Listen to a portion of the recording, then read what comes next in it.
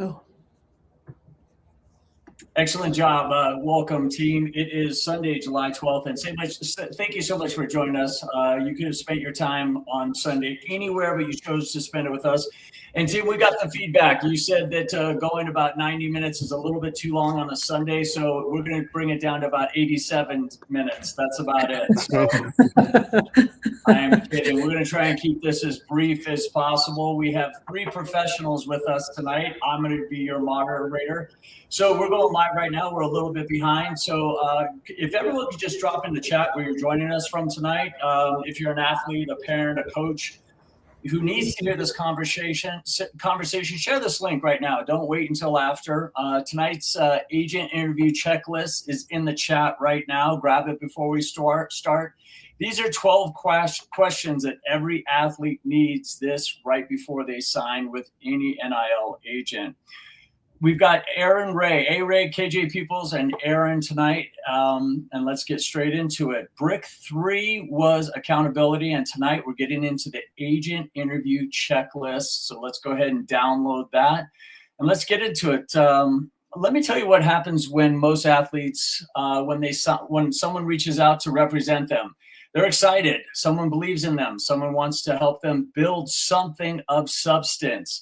They read the highlights. They like the name drops, and then they trust the handshake, and then they sign without asking any questions, without understanding what they agreed to, without knowing if the person is actually equipped to serve them or just equipped to sell them. Here's what I've learned as a coach. The athletes that get the best representation aren't the ones that are most talented. They're the ones that are most prepared. And our panel here tonight is going to confirm that. We're going to get into it. Again, breakthrough is accountability, owning the story, and tonight is about protecting it, because the wrong advisor doesn't just cost you a bad deal. This can cost you your eligibility, your reputation, and your future. Tonight, A-Ray, KJ, Aaron, and I are going to give you the 12 questions. 12 questions every athlete, every parent, every coach needs to ask before anyone signs anything. Not because agents are the enemy, because you deserve representation that's worthy of what you've built. Quick housekeeping before we begin the panel. Drop your questions in the chat throughout. We pull live questions in the Q&A. Tonight's guide is in the chat. 12 questions. Print it. Bring it with you with every advisor meeting. So let's get into it. A-Ray, Aaron has spent his career in the intersection of NIL, business strategy, and what it actually takes to build something that lasts. He's been on both sides of the representation table. He knows exactly what separates advisors who serve athletes from the ones who exploit them. Aaron, welcome. Thank you so much for joining us tonight. Thank you. I'm glad to be here. Anytime I get an opportunity to talk NIL, to talk sports in general, I'm always happy to do so. And if I'm here to educate, that's also great as well. Hopefully someone could take something out of this. But again, I'm glad to be here, and I'm looking forward to the conversation. Awesome. Thanks, Aaron. KJ Peoples, a 1-2 punch with athletes on empowerment and professional development. KJ sees what happens when athletes trust too fast and sign too soon. And he builds the confidence in athletes to advocates for themselves in business relationship. KJ, good to have you here tonight. Thanks so much for joining us.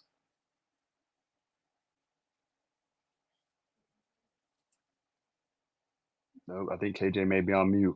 KJ's on mute. Either that or he's a loss of words. There he is. Can you hear me now? Yes. Thomas just blew me away. No, I'm just kidding. But man, I appreciate you guys having me on. I'm super excited for tonight. This is going to be really, really good. Awesome. And we have Aaron Sarles. Aaron is the co-founder of Blueprint to Blue Chip with me and the architect of the Caddy framework. We're going to get into that tonight. Tonight, Aaron is going to name the character principles underneath every question on the list, because choosing an advisor is a character decision as much as it is a business decision. Aaron, thank you so much for joining us. Let's build.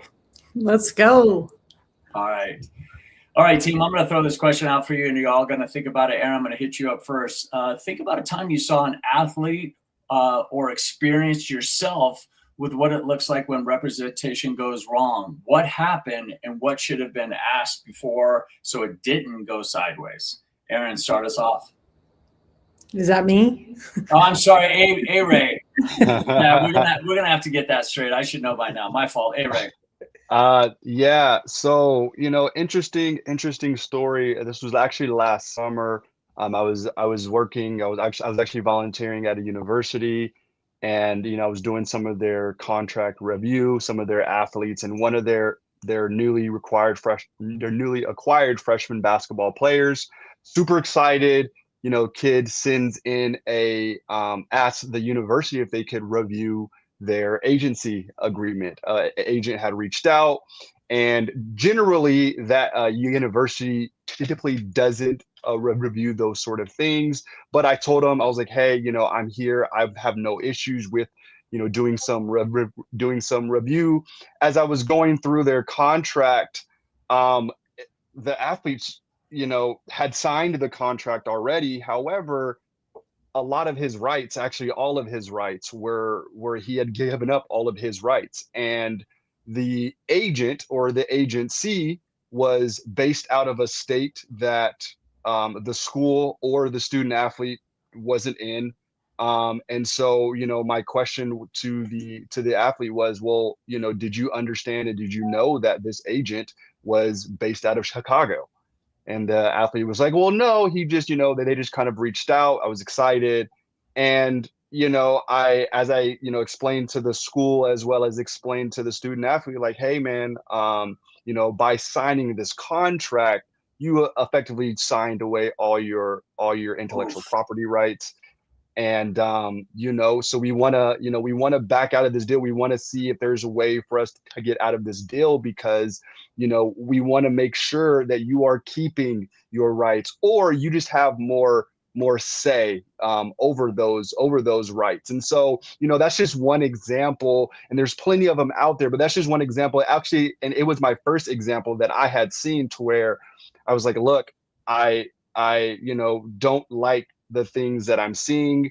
And again, it was one example of an athlete being super excited, didn't know what he was signing, and unfortunately signed away some of those intellectual property rights. And so we were able to help him out in that regard. But again, a lot of kids don't have the opportunity to reach out to their schools, and their schools provide resources to help them. And so unfortunately, more often than not, a lot of times if a kid signs a bad agency deal, they're kind of stuck. Oh yeah, absolutely. KJ, tell us when an athlete has trusted too fast, signed too soon, and paid the price. That's a tough one, man. I would probably say, okay, I have one, but it's not necessarily that they paid a hefty price, like Aaron's or A-Ray's story. But I got to meet with an individual who actually manages a couple NFL players. And I was talking to him about how he came about, working with those guys and things like that. And what he would do was go have meetings with them and their advisors and their team, and he would ask them these questions about their goals, and what they wanted to do with their money. And as he's asking, these guys questions, they're looking at their advisors like, is this all the stuff that he's asking me and telling me about things I can do with my money true? And they're like, well, yeah, I can do this for you. And he's like, why haven't y'all been doing this for me? And it was kind of a situation where the advising team, it wasn't beneficial to them to do that with his money, right? That they were kind of like, how can we keep money in our pockets, right? And the athlete, he's just being an athlete. He's not, he's just doing what he needs to do. He's trusting his team, right? So had he had known there were like other options, or he was a little bit more self-educated, he could have got out of that situation and put himself in with a team that was more aligned with what he wanted to do and where his head was at with things. So that's a little, I guess, tidbit on a situation that I've come across where the agent's goals or advising team's goals did not match up with the athlete's goals. And, who knows what that situation could have been like if it hadn't started out that way. Sure. Aaron, what about you through the caddy lens? The athlete who chooses the agent with the biggest name instead of the best character of a clout in practice. Yeah, I can't remember who said this. And I'll say I said it, but I don't like taking credit when it comes from other people. But what I would share is you need to slow down and interview a bunch of people. And you've got to find people that are going to align with your values. And you need to dig and background check, get references, find out who else they've worked with. Like, take your time. So you should start early. If you have any desire to want to do this, now is the time to start asking questions, start finding people that you trust. I know all of us, there's a reason why we work together, because we trust each other. We would trust each other with each other's athletes. So find people that have the same values as you, because if they don't, it's never going to work out correctly. And find people that are honest with you. Like, if that's not my expertise, you should talk to this person. Yep, exactly. Team, that's exactly why we're here. I want to make sure the room understands exactly what we're dealing with, because some athletes hear NIL and think it's about exposure. It hasn't always been about exposure, and not for a long time. A-Ray, give us a breakdown on the $2.7 billion industry of NIL.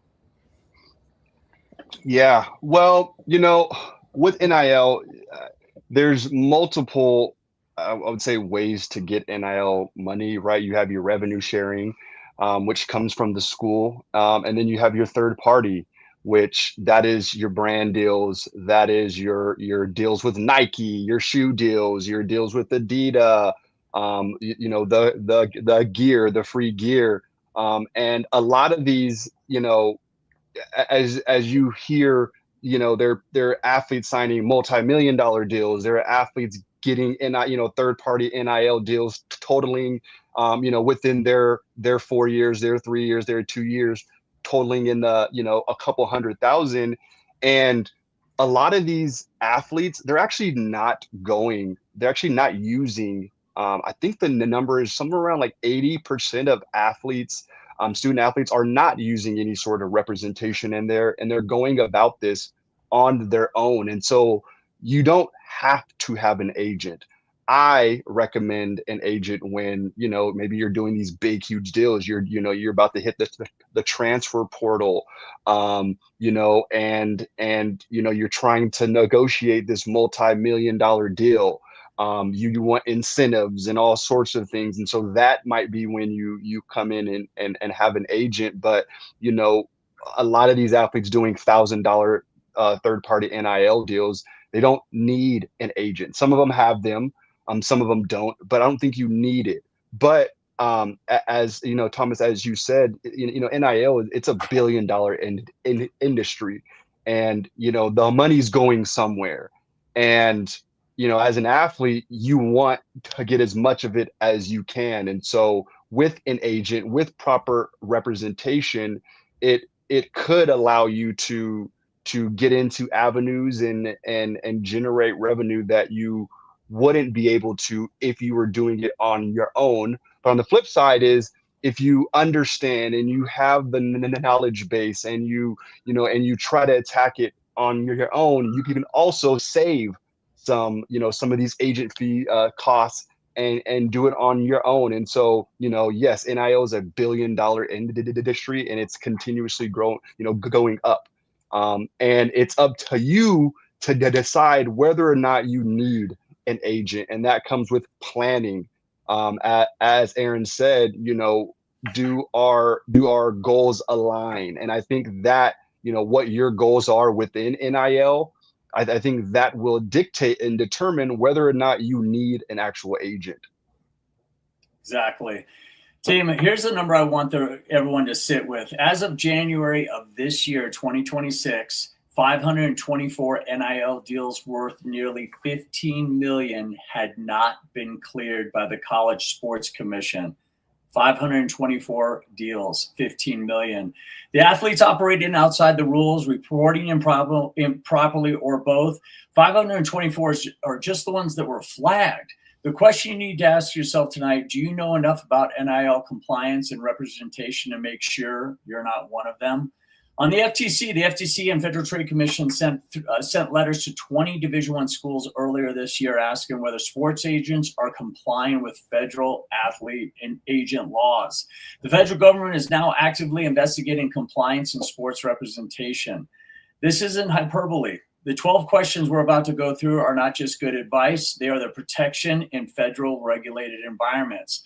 Let's talk about the NCAA requirements. NCAA has been clear. NIL deals require valid business purpose, real deliverables, and reasonable compensation.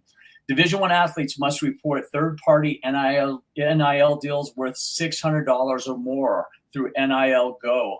Compliance with NIL rules is tied directly to Division I eligibility. Think about that. Make a couple of wrong mistakes, make a couple of wrong choices or mistakes, there goes your eligibility. This is not a branding issue anymore. It's eligibility issue, a legal issue, a financial issue, a tax issue. This is going to snowball fast. That's why we put this panel together tonight to help you, protect you, because what we have talked about in the past is better to be proactive as opposed to reactive. The athletes who don't know the questions to ask are the athletes who end up as part of the 124 statistic. Hey, Aaron, let's get into this. Here's why Blueprint exists. You built the caddy framework because we saw this coming. Character over clout, because 2.75 billion creates a lot of people chasing clout and very few building real character. Accountability over excuses, because 524 flag deals mean 524 situations where someone said, I didn't know, and said I should have asked. Discipline over motivation, because a regulated marketplace requires consistent discipline, not just when you're motivated, but every single time, every single transaction. And lastly, integrity over image, because the FTC is watching, the NCAA is watching, the College Sports Commission is watching, Big Brother is watching, and the athletes who built on integrity has nothing to worry about. The athlete who built on image, one investigation away from losing everything. Aaron, do you want to get into a little bit about that, how the caddy framework is set up to protect these athletes in these universities? Yeah. So number one, we want you to know who you are so that you are making quality, strong decisions. You know, you alluded to all of them. You know, you can't have the excuse of, I just didn't know. There's too much information out there to just be like, I didn't know. I didn't know I was supposed to report that. You know, you have to know all the rules before you go in.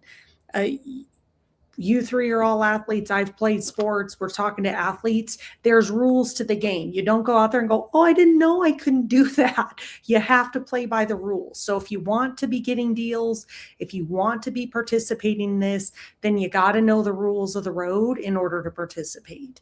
And so I think that's really important, is everything is a reflection of you. You don't get to pass the buck off to anybody else. It's a reflection of you. And so again, that's why we're here tonight, is we want to provide as much information to start you on that journey so that you are equipped to be successful in life. And our 4 guiding principles are just foundational things to help you make sound decisions, not only for you, but your parents, and then how you vet and put a team around you that has the same values as you. Awesome. And Aaron, if I can piggyback off that, and I think we might, you know, kind of touch into it, because one of the, you know, the first questions that, you know, that we have within in the interview guide, but Aaron, I think you had, you know, made a good point, whereas, you know, do you understand? And we look towards the athlete as, do you understand what you're signing? Do you understand if you're compliant? Do you understand what the language or the terms of the agreement that you're signing? Do you understand that? And however, once if the athlete has an agent, the athlete should be asking the agent, do you understand? Because if you don't understand, there's a chance that there's a chance as an athlete that I don't understand. And if I'm I'm hiring you as my agent to understand what we are, you know, what I'm signing, what I'm doing. And you want an agent, you want your representation to know what they're doing, because if they don't, it comes back on the athlete. It doesn't come back on the agent. Now, the agent can get hit with other things and maybe sanctions and all that stuff. But who is the one who's going to lose out on their eligibility? Who is the one who could have their contract potentially void? The athlete, because their representation doesn't know what's happening. So, it's very, very important to understand the specific rules, the NCAA compliance rules. Thomas, as you said, there's certain thresholds, there's certain requirements that you must disclose to NIL Go, be it the university. As an agent, do you know that you're supposed to disclose that you're working with an athlete, and you're supposed to disclose it to the school that the athlete's attending within 7 days of signing an agency agreement.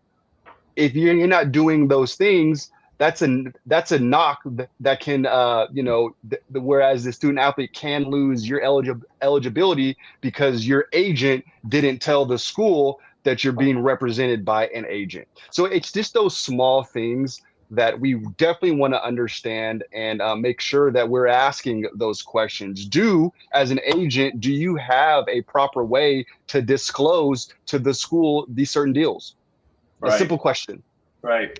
Let's talk about the mindset shift before we get into the questions. KJ, I'm going to start with you. As a financial advisor, financial planner, and a sports performance coach, what is the mindset shift that athletes need to understand when they shift from being an athlete to getting into NIL compliance and understanding?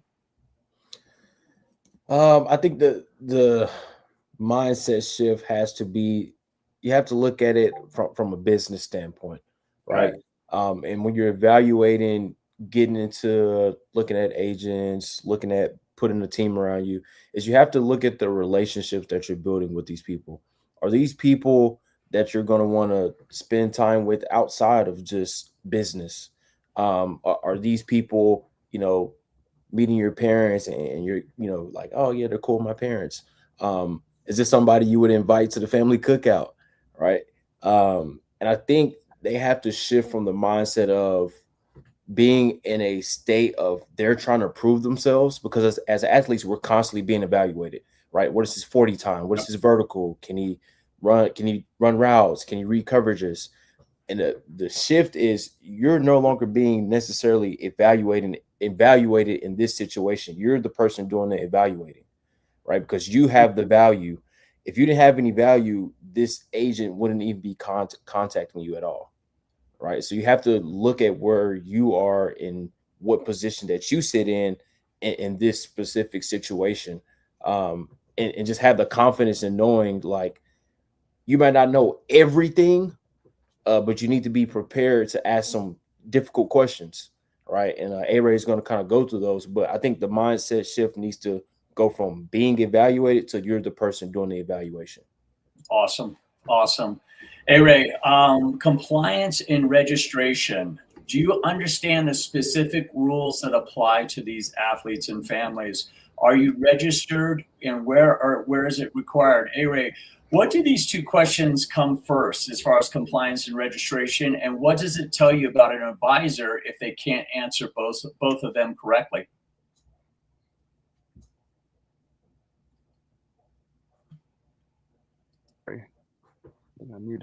All right, sorry about that, guys. Not every state has a requirement to be registered. But a lot of times the Secretary of State, the NCAA or a school, a lot of times just requires you to be registered with the Secretary of State within that state. So if I'm in California, which I am, if I want to represent student athletes in NIL, be an NIL agent, I need to at least be registered with the Secretary of State.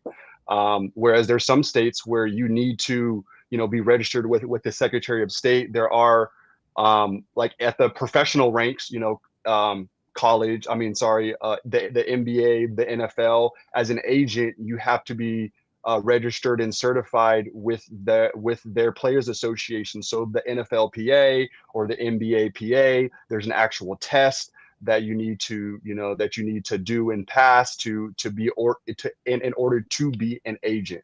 Whereas there's no guardrails as of now to who can be an NFL or who can be an NIL agent. That is why you have a lot of people coming in now saying, well, hey, I was, the AAU basketball coach out here, and so I know a lot of athletes, I know a lot of players, maybe I can go become an agent. And so again, there's no real guardrails. And so that's why, there are a few a few bills out there that tries to create some guardrails, some infrastructure when it comes to agents and their compensation and the certain requirements. There are companies out there that have like a database of agents that they vet, and to make sure that that they have good reviews, they understand what they're doing, they're compliant with the NCAA, or they're compliant within their state.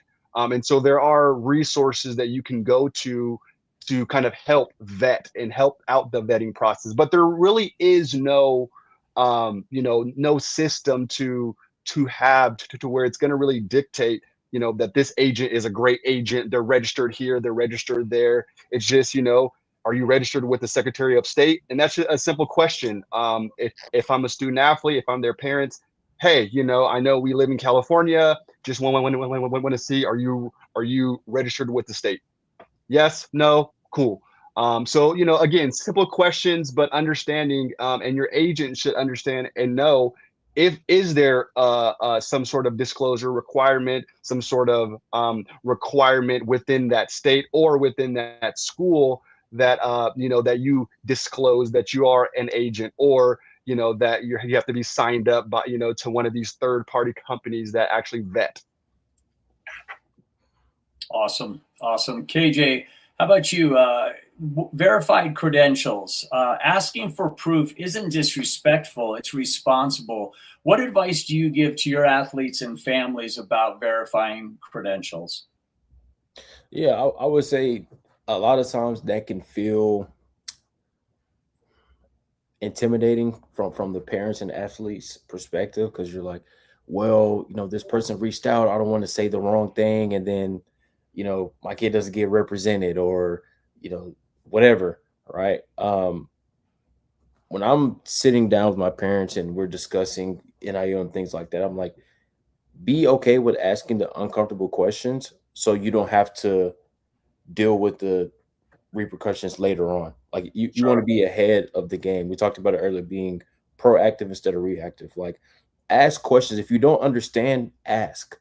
Right. And that is a good way to see who you're working with, because if they're able to sit down with you and explain things in black and white to where you can understand, right? Obviously, there's a whole bunch of factors that play into contracts and all different things, but if they can sit down with you and give you a certain level of understanding of what everything is, that's going to be a good, I guess, verification point of their knowledge and expertise in the space, right? Because you don't want to be all the way in not knowing what's going on. Like, you want to have some like, oh, okay, this makes sense, right? So then as you're nurturing this relationship, you can ask, hey, what do you think about this? Why did you say to do this or to not do this, right? You come from a place of curiosity, but you have somewhat of an understanding.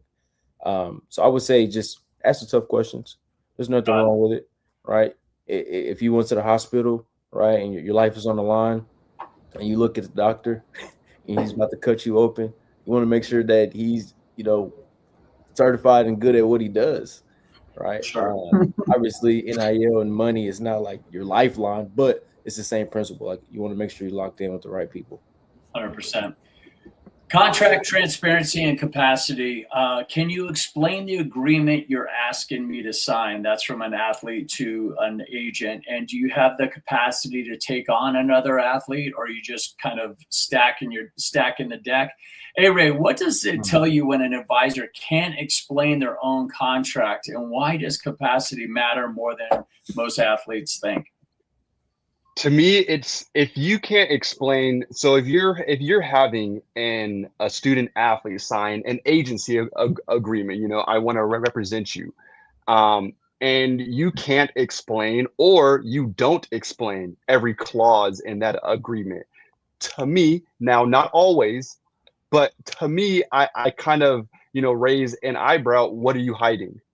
Right. If you can't explain in detail your compensation structure, what are you hiding? Or if you're not explaining your compensation structure, if you're not explaining what you are having these athletes signing, especially if it's an agency contract, that should raise a red flag because either they don't understand or they're hiding something and they don't want to explain that they don't want you to understand. And so as KJ said, ask those questions. Hey, what does this mean? Can you, if you already have an agent and they're negotiating a third party NIL deal on your behalf, or you're in the transfer portal and you're, negotiating a rev sharing deal, ask those questions. Ask your agent, well, what is the compensation structure? What is the termination clause? What does this mean? What is the scope? And allow them to explain it to you like you're five. Because you, as an athlete, you also want to understand what's going on, even though you have a representation, a person who's representing you. But you also want to make sure that that person knows what they're doing. So you may not know what this person's saying, but can they explain it? And so that is something that, again, if they're not explaining it or they choose not to or they can't explain it very well, it could be a red flag is they don't really know what they're talking about, what they're doing. And as far as a capacity, I think it's important because you see a lot of agencies, and there are agencies who have all these athletes. Be it if you're an athlete centric agency, you may have 5, 10, 15, 20 athletes under one agent, under two agents. Or if it's an agency and they have just a branch that is athletes. Well, they have other creators. They have other people, not just athletes, that you are competing with their time. And so if they don't have the capacity, if they have a roster of 20, 25, 30, and they're adding one more, well, if you want more the one-on-one time, if you want more, if you need more training, if you need more of their attention, how do you have that when they have 20, 30 people on their roster? It's hard. You can't. So you have to understand what kind of agent do you want? What kind of agency do you want? Do you want that more intimate setting? Are you fine with being in a large agency? So those are the planning questions that you ask ahead of time. But then again, you ask those questions. Hey, can you take on more people? And they'll say yes. But then you ask, well, how many people are you managing now? Do you have 20? Do you have 30 athletes? If they say yes, maybe it's a red flag for you because you want more attention. So, I think those are important things because you really want to understand, do they have the bandwidth, and do they understand what they're talking about? Right. KJ, for parents specifically, question 3 is huge for families. How do you coach parents to engage in contract conversations without either being shut out or steamrolling their athlete?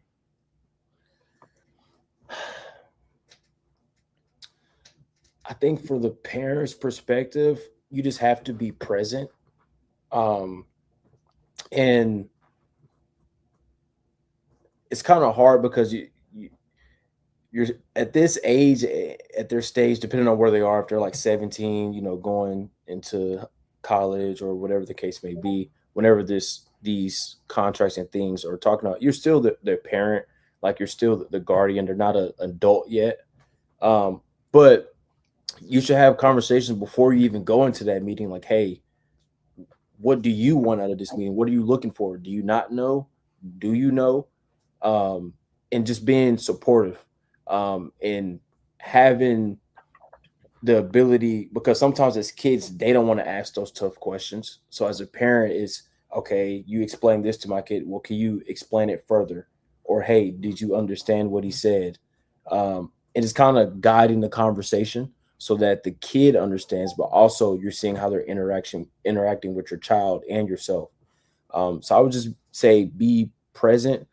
Don't be all over the conversation because you don't want to dominate the conversation in a sense. You want it to feel like a two-way street. So that's how I would say it. And that's a tough situation because I'm pretty sure Erin can speak to that. Like she wants to protect her kids. Like, so that's a tough situation. I would say the best advice I can give is just be present, come in there, having some questions that you want answered. It is kind of having your kid have an adult moment in a sense. Gotcha. And if I can kind of piggyback on that as well, I had a conversation with the parent. His son plays basketball. Had transferred. I want to say it's his second transfer. He's a third year, plays basketball, and he was telling me, with the transfer portal process and how, as a parent, how it was so stressful. And as his kid, it was so stressful because, the transfer portal, it's so quick. It's a very, very fast process. And it's almost like when you're talking to these schools, you're not always getting the opportunity to go visit and all, sit, like it's a Zoom call a lot of times. And so it's like they're throwing a lot of data and information at you. You are, as a parent and as a student athlete, you're receiving all these, all this stuff, but you may have had back to back Zoom calls with all these schools. And so as a parent, it can be very overwhelming. It can be very intimidating because you're sitting, you're on a Wednesday night after work and you have all these Zoom calls backed up. And I was speaking with his father, and he was like, I didn't know what questions to ask. And he was like, and I didn't have the time to really sit and get my questions answered.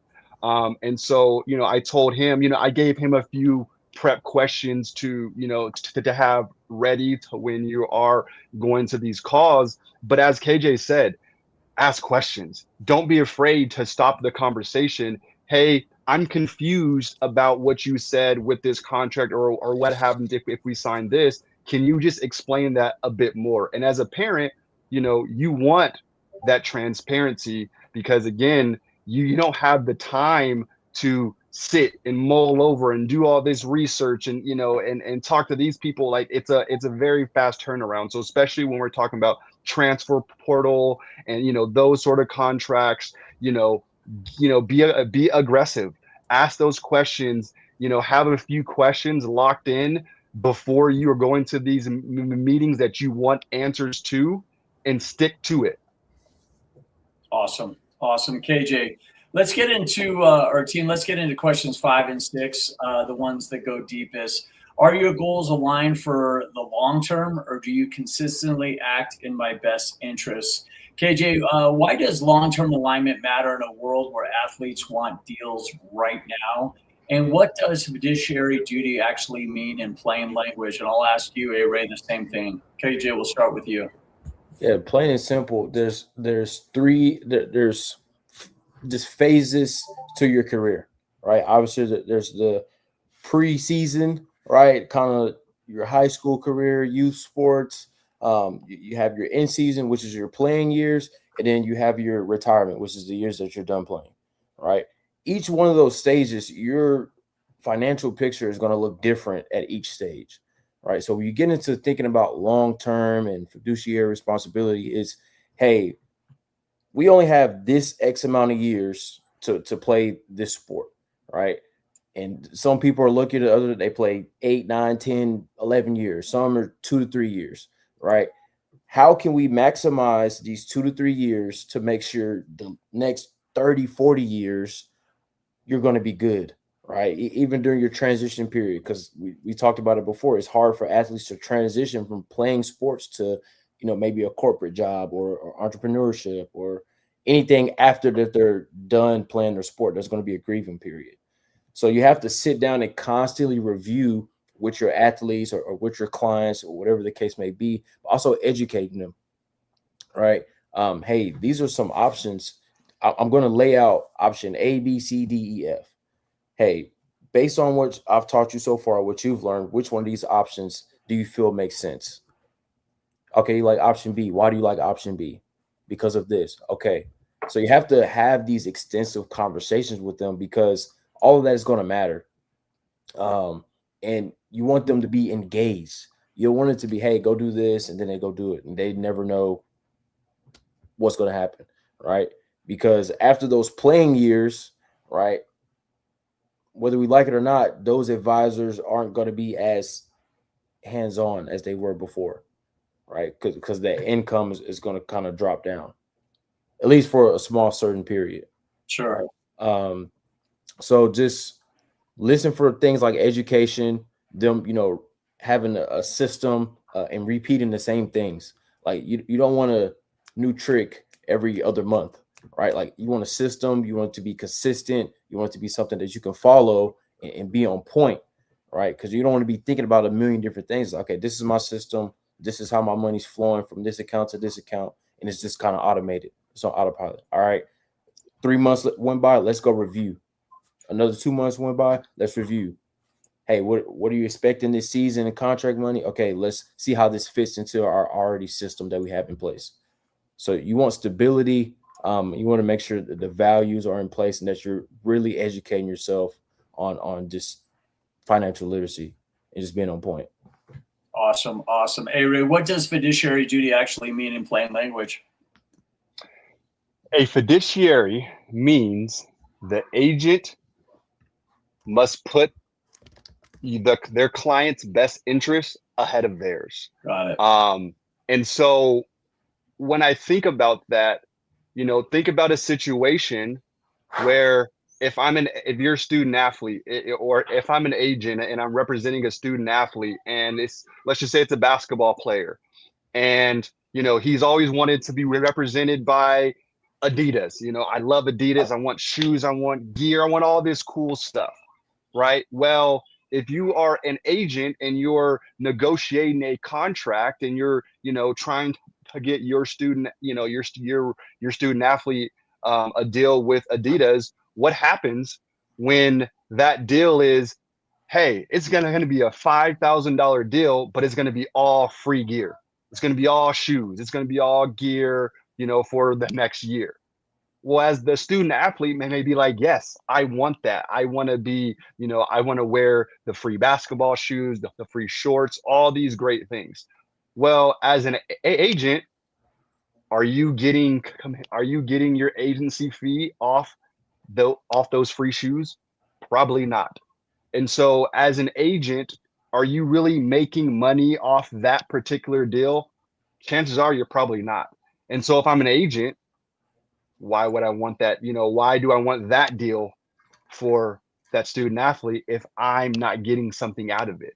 And so you want to ask those questions is how, as an agent, are you moving? Are you moving to where you are putting the student athlete's best interest in mind, where it's like, hey, even though I'm, working day and night trying to get you this Adidas deal that I won't see any returns on, I'm putting your best interest forward because you want that deal. And I am going to sacrifice my, 20, 10, 5% agency fees, because you want that deal. And so ask those questions. Ask, well, hey, have you had a conflict of interest? What happens when there's what happens when that agent has 2 quarterbacks on their roster and there's a brand, a national brand deal that's trying to find a quarterback? Well, does that agent put forth you or the other quarterback? Do they, are they playing favorites? And so, it's these questions that you want to, get to and that you want to ask and again, understand that, agents, they should be putting your best interest ahead of theirs. Absolutely, absolutely. Let's get into questions 7 and 8, fees and communication. This is a big one. What are your fees and commissions? What are the preferred communication methods? Hey Ray, practical questions. What's standard for NIL representation fees, and what does communication style reveal about an advisor before you sign with them? Thomas, this is a topic, a question that I feel that I get asked a lot. I feel that agents get asked a lot. I feel that people are confused about. Um, there's bills, there's acts out there that are that are putting caps and to what agents can earn, and right or wrong. So from what I've seen you see a lot of 20%, 15%, 25%, even 30 agency fees. Now, to me, that is very hard to justify. In the NFL, the NBA, the professional agents, they're capped at what? I think it's like 3% or 3.5%. It's capped. And so it is, why do professional agents, why are they capped at 3%, but these in-out agents can charge 20? My thought about this is, and I was actually having a conversation with an agent about this, is I believe that agency fees should be capped when you're dealing in revenue sharing. Right. When it is a deal with the school, I think those fees should be capped at around 3, 4, 5%. And that's what, a lot of these bills and acts, that's what they're trying to do. They're trying to have a full cap on every NIL deal. Now, I do believe that if you are dealing in third-party NIL deals, I think those should be a free for all. If you want to charge 20, 30, 40%, by all means. Now, do I think that is a reasonable amount? Not always, no. But I do, my question that I ask is, if you're an agent and you're charging 20%, which again is very high, my question is, what are you offering? What services are you providing? Are you providing I don't want to say basic, but the regular agent, how an agent would act as a professional agent? Or are you acting more as a brand manager, a social media agent, right? Where you are monitoring and you're helping grow the athlete's personal brand. You're helping them grow their social media. You're inbound, you're outbound, you're reaching out, you're creating pitch decks, you're building their brand. If you're helping build their brand, you're on site with with what these athletes are doing in terms of appearances and all these things. And you're leaning more towards, I not only help with their third party NIL deals and help with their revenue sharing deals, but I'm on their I manage their IG, I manage their LinkedIn. That's when you're getting into the, okay, you can justify about 15-20% commission, agency fees, because that is what they're charging in the social media space as a brand manager. That's what they're charging. But if you're not building out their brand, if you're not helping with their personal brand and really trying to build their social media following and really monitoring their inbox with social media and reaching out and doing all the outbounds and inbound emails, then you shouldn't be charging 15-20%. It should be more or less in the 5 to 7 to 10% range. And so I think it really depends on what, as an agent, you are providing. And I think that as a student athlete, as their parents, you should know and have what is the scope of service with these agents, and can you justify that 20% agency fees that we see more times than not? Sure. Hey, KJ, some athletes feel uncomfortable talking about money with their advisor, like asking about fees is awkward or ungrateful. How do you coach them past that? You got to do what you don't want to do. There's no way around it. Like Right. you're going to be uncomfortable because it's a new, I guess, situation that you haven't navigated, but you have to just push through it. It's just like in the weight room, right? You maxed out at 315, coach throws, another 10 pounds on there. Now it's 325. And you're like, I don't know. But what do? You get under the bar, you squat it, you get it up, you rack it, and it's over. So you have to ask those questions, because if you don't, you're in the dark, and you don't know what's going on. And that is a situation you don't want to be in. Like, you don't want to be blind to anything when it comes with your money that you're making because of the work that you put in, right?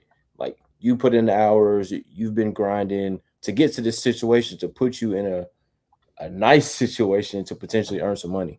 Sure. Right? So you don't want to just give it away to somebody and not ask questions about what they're going to do and things like that. And a good person I point to is Ndamukong Suh.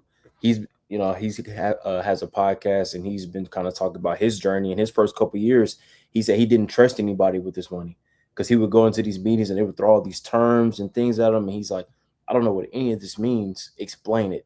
And they wouldn't explain it in black and white. So he's like, well, you're not going to represent me. And he went and taught himself, okay, this is what this is. This is what this type of stock is. This is what these taxes mean. And then he's like, okay, now I can come to the table a little bit more educated. And now when I'm choosing who I want to, manage my money or whatever the case may be, okay, now we can talk, like we like to call it, talk ball. It's ball knowledge. Like, I come from a level of understanding and not ignorance. So you got to do it anyways, unless you want to be taken advantage of. And I don't think anybody wants to be taken advantage of. So, no question. Aaron, what does consistency from an advisor actually look like when it comes to discipline over motivation in the communication context? Well, I would say, do you want to have somebody that reflects your values? And so if you expect communication, you better be communicating to them, but you need to get all of that up front. I expect X, Y, and Z. Is that something you can do? It's so important. If they're disorganized, there's tells before you ever assign an agency agreement. So not only for you athletes, but for you as parents, like, how responsive is this person? How organized is this person? How do they show up to meetings? Are they on time? What's their team behind them that's supporting them? Look for other tells that isn't just, this guy sounds great and I want to work with him because he said he can get me the most amount of money. Like, you have to slow this down and vet out who you want to be working with. Like, for the parents and athletes, this is now a business. This is not just, oh, football's fun. Yes, football should be fun. We're just using football as an example. You've now entered a whole nother realm that's beyond football. So are you prepared for that? And do you understand everything that goes into it? Parents, ask questions, get on calls like this, go out and talk to other people that have done this. Learn from them. What would they do differently? I mean, let's not go into this ignorant and blind, like, vet the questions. So whatever you want from an agent, that's what you should be getting before you ever, like, through your meetings, through the vetting process, before you ever sign anything with them. For sure. And I think, go ahead. I was gonna just go another, to that communication. It's, it ties back to the agent's bandwidth, right? Like, how many clients do they have? Now, what kind of relationship do you want to have with the agent, right? Are you, did this agent come and sit in your room and have this great speech, and yes, I can represent you to the fullest and all these things, but yet are you dealing with their assistant? Or are you talking to them directly throughout this process, right? Who are you communicating with? Are they a a person who calls and you would rather text, right? Do they have a platform that they use, a CRM or you know, their website to where they communicate through, or is it via email, right? Do those line up? I think that's very important, because we all think as student athletes, as people, that we're the most important person on that person's roster. And chances are you might not be. So chances are the communication that you're expecting, that might not be what it is. That might not be what the reality is. And so you want to know that up front, because if I'm signing an agreement to, work with you, to be represented by you, but yet I don't ever hear from you, then that's a problem. Right. And so, you want to know those things up front. Who am I dealing with? How do you communicate? What is your most effective way? How you communicate? And does that align with me and how I want to be communicated with? For sure. Let's get into question 9 and 10, the one athletes forget to ask and later desperately need. How do you handle conflicts of interest, and what is the termination process? A-Ray, conflicts of interest first. How commonly are they in NIL representation, and how do they actually look like for the athletes? Yeah, so as I mentioned before, a conflict of interest that could come up is, if you're an agent, do we go with the deal that that makes the athletes $10,000 in cash, or do we go with the deal that gets the athlete $5,000 in free merchandise deal, but the athlete wants the free merch, right? But they can't do both. So do you, as an agent, do you present both?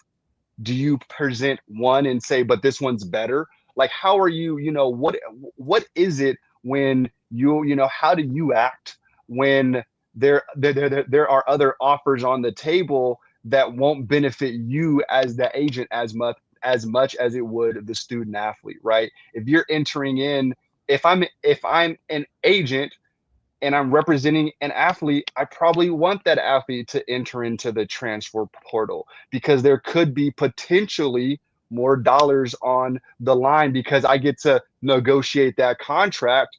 I get a piece of that, right? Whereas if the athlete just stays in school, stays there, whatever, well, I'm not making any money off that athlete, right? Outside of their third-party NIL deal.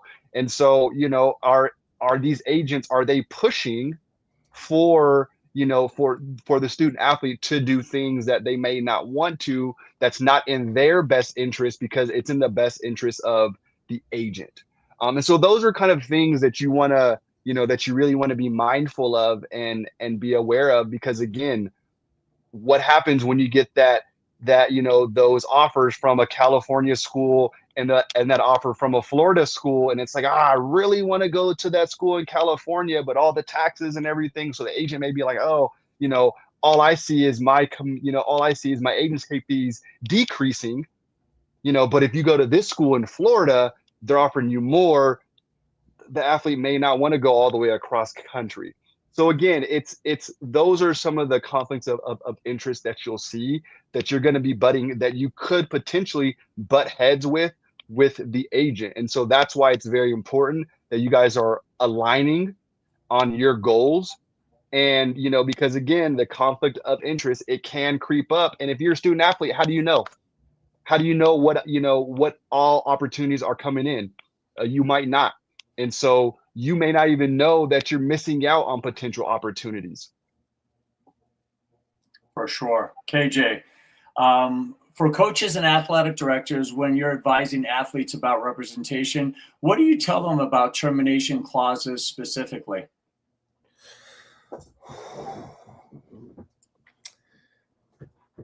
You always need an exit strategy, right? Like, and I normally don't, teach this, because I truly believe in, like, if you're going to stick with something, like, you're going to see it through to the end.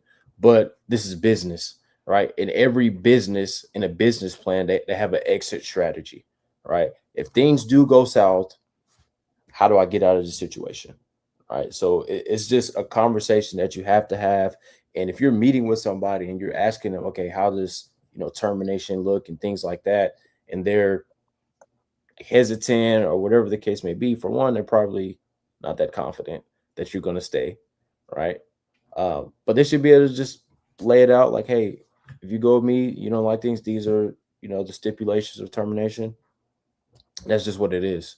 But I just tell them, like, you're a business entity, like, and every good business has an exit strategy, right? So it's just a smart thing to do. For sure. And with that, I want to also add, you want to be mindful of the termination process. You want to be mindful of these termination clauses within an agency situation, as well as if you're, being at a school and you're, at a school and being, and you're, a scholarship and transferring out, and terminating, a rev sharing deal. You want to be mindful of the termination clause because it can come with fees, termination fees. It can come with buyout clauses. It can be, I've seen agency agreements where if you're a student athlete, you actually can't get out of that agent. We have you locked in until you're graduating. Well, what if I don't want to, be there for with you for 4 years? Well, if you leave, we still get a piece of everything that you get. Or if you leave, then you owe us $10,000. Right? And so understanding, ask those questions. Are there any post-termination fees that would be required of me to pay you if I leave?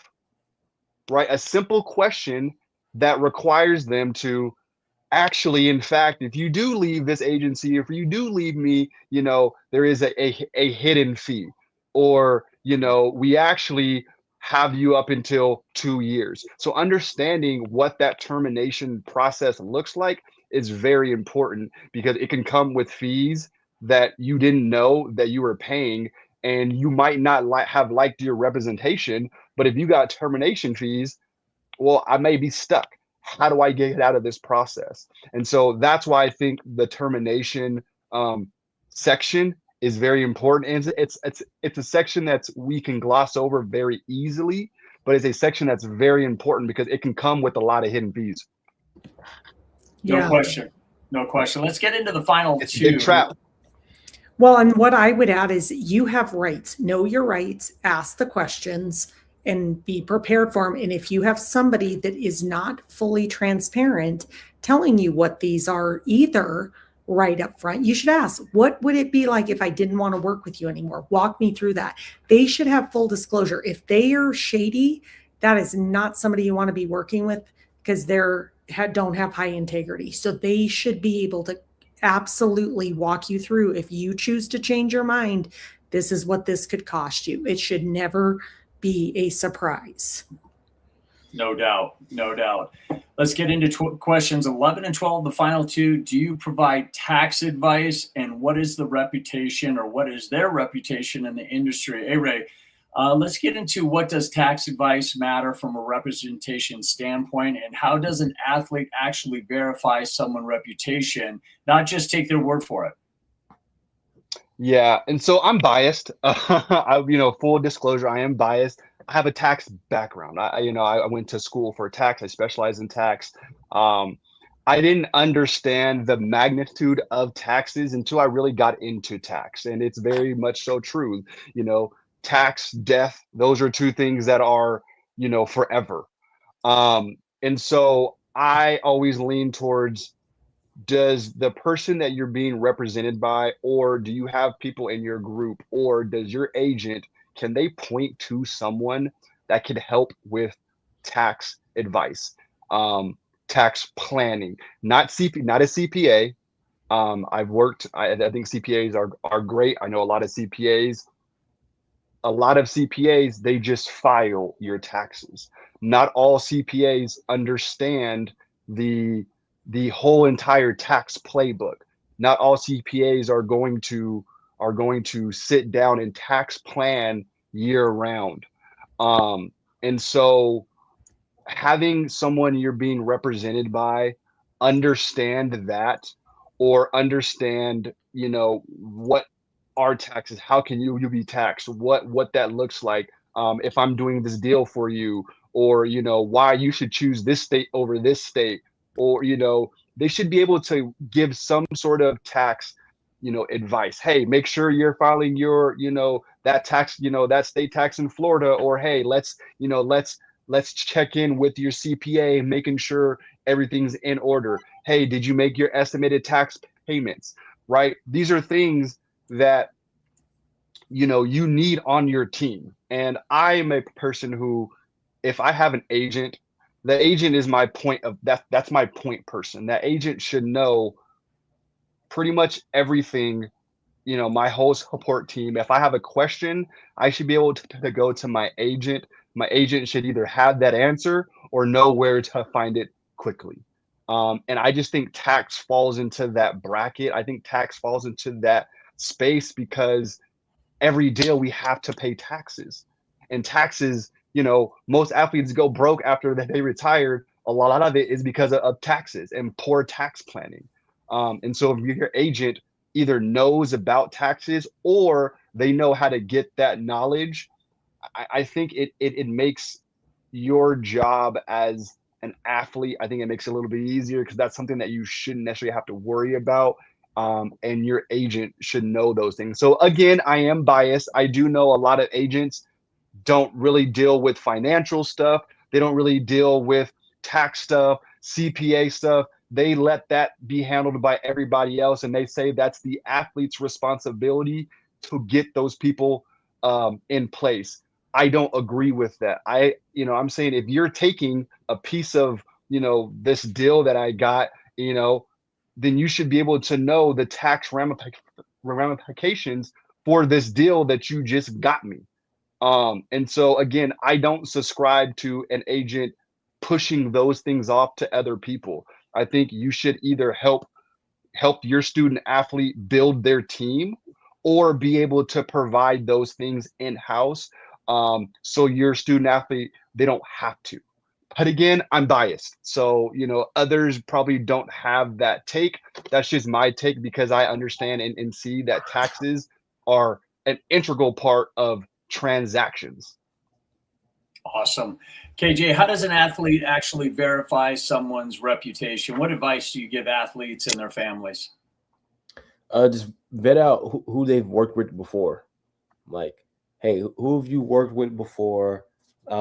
I would just kind of run through their social medias, and really, like Aaron said earlier, really dive into like this person that you're dealing with. Like, has anybody ever fired you before? If they have, why did they fire you? Was it just an alignment thing? Did you do something? Did they do something? And you're like, I can't represent you anymore. And I was just ask tough questions about themselves. Like, what do you do in your everyday life? What type of person are you in these situations? So I would just, if I was coaching somebody through that, I would just say, hey, ask them about themselves. And if they have any other clients, hey, do you mind if I speak to this client and ask them about their experience with you and how you help them? And if they have good client experience, they should have no problem sharing that with you. Sometimes they even have reviews. If they have like a website, they have reviews at the bottom. I would look through reviews. So I would just say, like Aaron said earlier, really vet out who this person is that you're working with, because social media can be a facade for sure. And so that point, a lot of agencies themselves, they have reputations. There's some agencies, they're great when it comes to working with athletes. There's some agencies where it's like they have a big roster, but they're known to not really be in constant communication with their clients. And so agencies, they have those reputations, believe them. Now, again, large agencies, they're great, right? Because they have the connections, they have a lot of the things that athletes want. They have the clout, right? But again, if you want to go to a large agency, understand that their reputation is, we have a lot of people, we get a lot of stuff done for our clients, but you may never actually hear from your agent. You may only hear from their assistant. So again, what is it that you want out of an agent, and go find that. and you'll be okay. No doubt.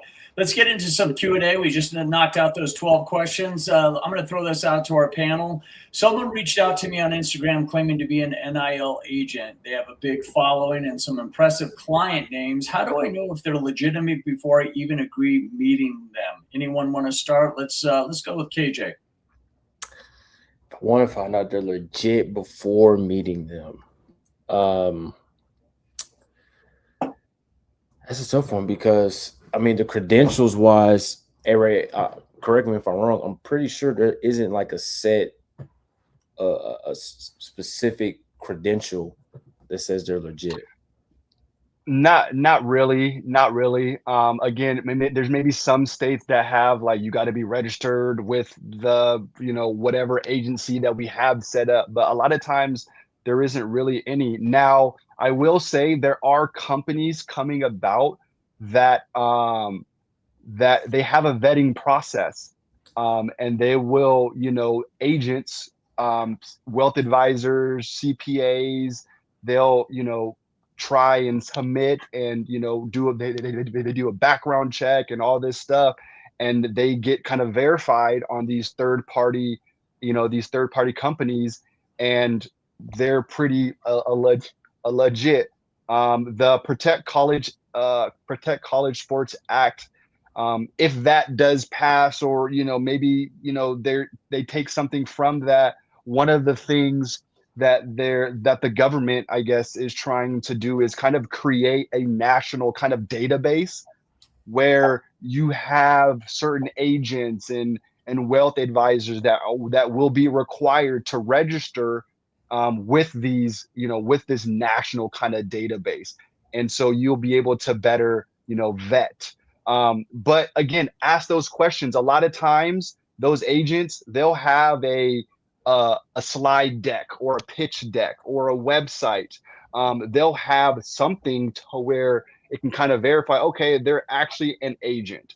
Again, a lot of it is you just kind of have to, it's trial and error. It's asking those questions, and kind of filling it out for yourself. But, there are databases out there. I'm forgetting, some of the names, but there are databases out there that actually vet a lot of NIL agents, and they are, pretty good. Love it. Hey, Aaron, I'm going to get into this one. This is a question from a parent. Our son is being pressured to sign quickly with an advisor because, quote, the opportunity won't last. How do we slow down this without the athlete feeling like they're being held back? Is that for me? Yep. Okay. Number one, don't do it. Do what feels right to you, but you're the one driving the bus. There's no missed opportunities. The right opportunities are going to find you. So any of that language, that nonsense, that should be one of your red flags to go, you know what? Thank you so much. We're good right now. So you are in charge. You're the commodity. Sadly, they only make money off of you. And so you have to remember that. And at the end of the day, you need to slow down the process, put the team around you before any of this starts. If you think there's any potential that there's opportunities out there, you should be assembling your team of people around you to help you vet and slow down this process. Because when you start to perform and your name starts to get out there, they're going to start coming for you. That's just how the name of the game works. And so if that's where you're headed, that's where you want to go, you're talented enough to be getting some of these larger contracts, you need to be slowing down and putting that team around you right now to help you out. So I would just advise that parent, number one, you're in control, you're in charge. So take as much time as you need, because the right opportunities will never pass you by. And you need to teach your student athlete that. Sure. Final two questions. This is from a coach. I'm going to throw this out to our panel. What am I actually allowed to say to my athletes about agents and representation? I want to help them out, but I don't want to cross any compliance lines. Yeah, that's tricky. That's tricky because that's what we were kind of running into that was the school I was helping out last year. That was kind of their biggest concern was, I don't know, or I necessarily can't kind of advise or help out, or I don't want to be seen as a school or a coach or a staff within the school kind of pushing athletes to certain agencies or certain agents or certain working with certain people. I don't know if I'm able to say that or if I'm able to say no, you shouldn't sign. And so it is a tricky thing. How we were able to do it and is I was the one reviewing, so I was acting as a consultant and helping them review, and I was able to then kind of give the feedback to those students or to the students and those students. And so not necessarily going through a coach saying, hey son, you shouldn't sign this athlete, or the athletic director directly going to to the student athletes like, hey, maybe you should or shouldn't. Now, are there schools that probably do, because again they're they want what's best for some of their athletes? Sure, I think that there is. And so I think that if you are a coach, I think you should tread very carefully. But again, a lot of coaches, they're like, hey, I want to look out for my athletes and my students. And if you're a school, you want to look out for your students and your athlete. And so I always say when it comes to anything, I always say document that that you're having students reaching out, asking questions and needing advice and needing that help. And hey, I didn't know if I was supposed to, reach out and help, but I did, here's who I helped out. And again, you want to have those, what you said, kind of have that documentation. So if, the NCAA comes in and tries to audit and you're doing things that you're not supposed to. And it's like, hey, I have 20 athletes asking the same questions. I had 10 athletes get taken advantage of for student athletes. And so, yes, maybe I shouldn't have said those things, but we're having, half of my athletes are being taken advantage of. And because there's no guardrails, because there's no clear cut rules as to what we shouldn't do or shouldn't say, I'm trying to step in and help as best as I can. But again, it is a very slippery slope. So my advice would be to tread very, very carefully. And again, I would recommend telling, the parents, the student athletes, hey, go attend, X, Y, and Z event. Or, hey, our school, we're hosting a series, an educational series. I would, as a coach, I would push the schools and the other coaches, hey, maybe let's get together and let's, go out, bring in someone so we can ask these questions too. And so this consultant, this third party entity, this attorney, this wealth advisor, they're the ones giving the advice, and not us, to kind of protect us and shield us from that compliance. Gotcha. Last question, team.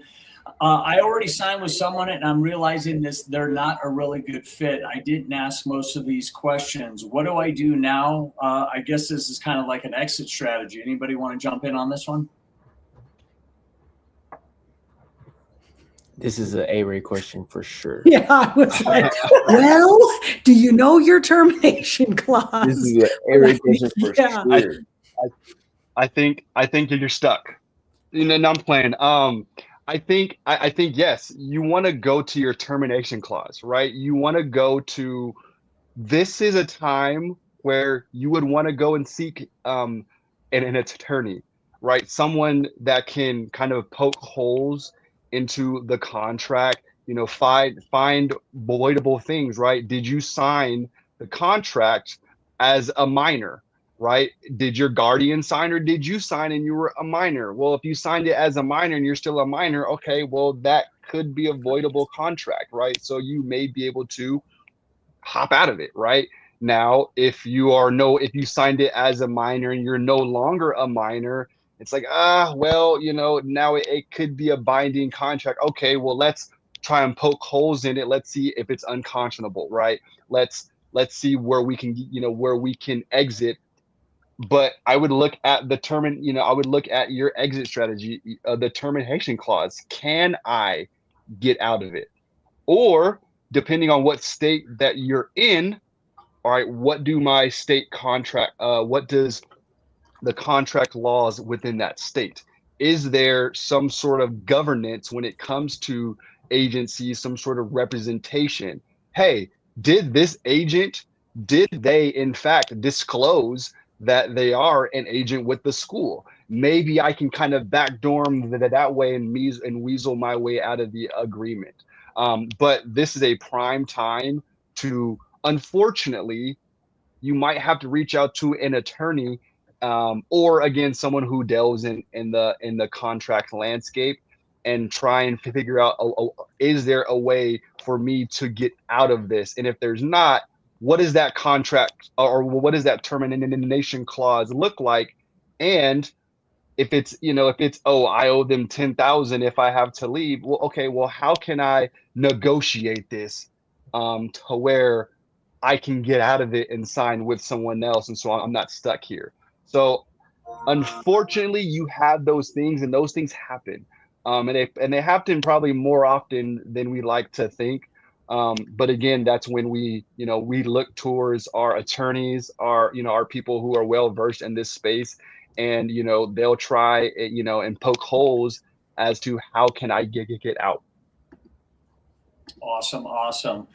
Well, team, what we have there on the screen is the QR code to get a hold of us. Go ahead and scan that and go ahead and reach out to one of us or any of us as we close this out. Everything in the panel was described tonight, the 12 questions, the framework, the standard. It's not just about finding an agent. That's how you evaluate every relationship built in the NIL era. Two things here. The agent interview checklist is in the chat. 12 questions. Print it. Bring it to every advisor meeting every time. And number two, Brick 5 is in 2 weeks, July 26th. It's going to be mid-year review, tax and final check-in, because once you find the right advisor, you need to know the financial picture. Go ahead and scan those QR codes, and let's go ahead and register. And we wish you a fantastic rest of your Sunday. Hey, Ray, KJ, Aaron, thank you guys so much for joining us tonight. We wish you guys a fantastic rest of your week. Be productive and be focused. Thank you very much for joining us tonight. Thanks, guys. Thank you.